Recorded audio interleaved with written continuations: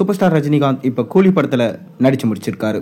இந்த கூலி திரைப்படம் ஆகஸ்ட் 14 ரிலீஸ் ஆகும் என அஃபிஷியலாக அனௌன்ஸ்மெண்ட் பண்ணிட்டாங்க. மேலும் அதை தொடர்ந்து இப்போ ஜெயிலர் 2 படத்தில் பிஸியாக நடிச்சிட்டு இருக்காரு சூப்பர் ஸ்டார் ரஜினிகாந்த். அதை தொடர்ந்து பார்த்தீங்கன்னா தலைவர் 175 படம், இந்த படம் 1000 கோடி பட்ஜெட்டில் நம்ம சங்கர் அவர்கள் எடுக்கிறதா திட்டம் போட்டிருக்காராம். இது குறித்த தகவலை நம்ம இந்த வீடியோவில் பார்ப்போம் வாங்க. அதாவது சூப்பர் ஸ்டார் ரஜினிகாந்த் கடைசியாக நடிச்சிருந்த திரைப்படம் வேட்டையன். இந்த படம் கிட்டத்தட்ட 350 கோடிக்கு மேலே கலெக்ஷன் ஈட்டி ஒரு நல்ல லாபத்தை பெற்று தந்தது. அதை தொடர்ந்து இப்போ கூலி படத்தில் நடிச்சு முடிச்சிருக்காரு. இந்த கூலி திரைப்படத்தை லோகேஷ் இயக்கியிருக்காரு. சன் பிக்சர்ஸ் பிரம்மாண்டமாக ப்ரொடக்ஷன்ஸ் பண்ணியிருக்காங்க. அனிருத் மியூசிக் பண்ணியிருக்காரு. மேலும் இந்த படம் ஆகஸ்ட் 14 ரிலீஸ் ஆகும் என சொல்லப்படுது. அதை தொடர்ந்து பார்த்தீங்கன்னா நம்ம சூப்பர் ஸ்டார் ரஜினிகாந்த் ஜெயிலர் 2 படத்தில் நடிச்சிட்டு வராரு. ஜெயிலர் படம் கிட்டத்தட்ட 750 கோடிக்கு மேலே வசூலை ஈட்டி ஒரு நல்ல லாபத்தை பெற்று தந்தது.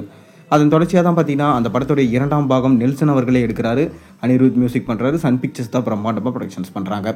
மேலும் அதை தொடர்ந்து யாரோட இயக்கத்தில் நம்ம சூப்பர் ஸ்டார் ரஜினிகாந்த் நடிப்பார் என பல கேள்விகள் எழுந்த வண்ணம் இருந்துட்டு தான் வருது. ஒரு பக்கம் மாரி செல்வராஜ், இன்னொரு பக்கம் KS ரவிக்குமாரே தான் எடுக்க போறாரு. இன்னொரு பக்கம் பார்த்தீங்கன்னா இளம் இயக்குநர்களுக்கு யாருக்காவது கால் ஷீட் கொடுப்பார் என சொல்லப்பட்டு வருது.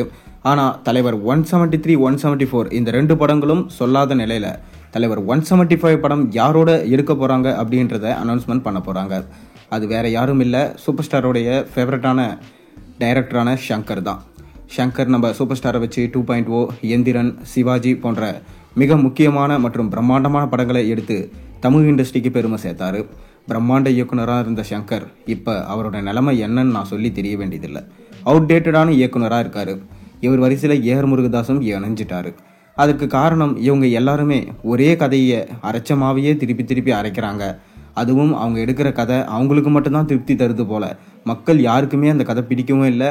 சாதா இளம் இயக்குநர்களே நல்லா படம் எடுக்கிற இந்த காலத்தில் இந்த மிகப்பெரிய பிரம்மாண்ட இயக்குநர்கள் இந்த மாதிரி பண்ணுறது கண்டிப்பாக தமிழ் சினிமாவை அழிவு பாதைக்கு தான் கொண்டு போகுது அப்படின்னு நம்ம கணிக்கலாம்.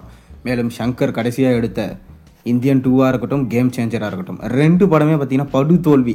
இந்தளவுக்கு ஒரு தோல்வியை சங்கர் அவரோட வாழ்க்கையிலே கண்டிருக்க மாட்டார். இப்போ இந்தியன் 3 படத்தோட ரிலீஸுக்காக வெயிட் பண்ணிட்டு இருக்காரு. இந்த சமயத்தில் தான் நம்ம ரஜினியிடம் வாய்ப்பு கேட்டிருக்காரு நம்ம சங்கர். ரஜினியும் பார்த்தீங்கன்னா அவரோட 175வது படத்துக்கு கால் ஷீட் கொடுத்துருக்காராம். ஆனால் ஒரு கண்டிஷன் போட்டிருக்காரு. அதாவது நீங்கள் இந்தியன் 3 படத்தை ரிலீஸ் பண்ணுங்கள், அந்த படம் பிரம்மாண்ட ஹிட் ஆனால் மட்டும்தான் உங்களுக்கு என்னோட கால் ஷீட்டு தருவேன்னு சொல்லியிருக்காரு. இதனால் சங்கருமே ரொம்ப அப்செட் ஆகிருக்காரு. நீங்கள் என்ன நினைக்கிறீங்க? உங்கள் கருத்துக்களை மறக்காமல் கீழே கமெண்ட்டில் சொல்லுங்கள். மேலும் சேனலில் போடுற ஒரு வீடியோஸும் பிடிச்சிருந்தா மறக்காமல் சேனலுக்கு சப்ஸ்கிரைப் பண்ணி லைக் பண்ணுங்கள், பெல் ஐக்கனை ப்ரெஸ் பண்ணுங்கள். அப்போ தான் நான் போடுற வீடியோஸ் எல்லாம் உங்களுக்கு நோட்டிஃபிகேஷனாக வரும்.